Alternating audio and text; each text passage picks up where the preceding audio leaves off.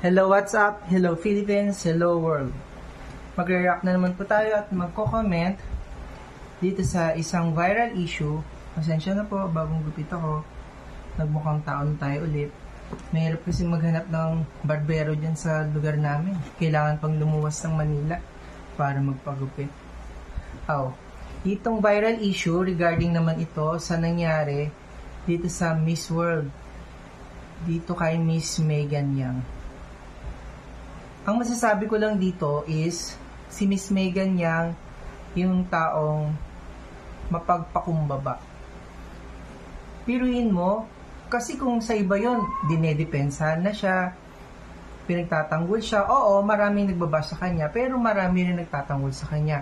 Pero, piruin nyo, bago pa lumala o lumalim ang galit at saka mga duda ng mga tao, inamin niya na yung kasalanan na alam ng iba is kasalanan.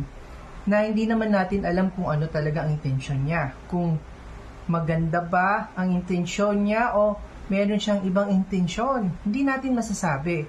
Pero ang maganda dun is, totoo nga naman, cut mo na. Kasi hayaan mo pa bang umaba? Ganon din naman yun eh. At least aminin mo na. Ang sabi nga, diba, ang taong mapagkumbaba ang siyang inaangat. So, napakaganda ng ugali nito. Kudos kay Miss Megan Yang kasi isa talaga siyang tunay na Pilipino.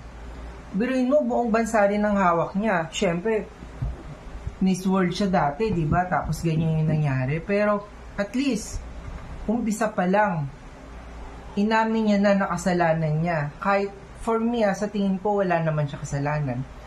Sa tingin ko, para sa akin, gusto niya lang talagang hawiin yung buhok nung babae para umayos, para hindi makaistorbo.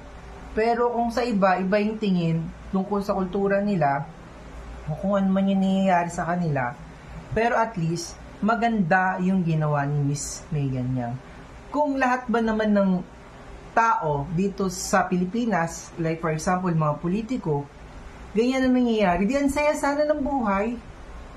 Ewan ko ba naman kasi yung iba, nadidikdik na pero wala pa rin eh. Talagang super tanggi pa rin sila. Dapat maging Miss Megan Yang tayo. Yan ang magandang example.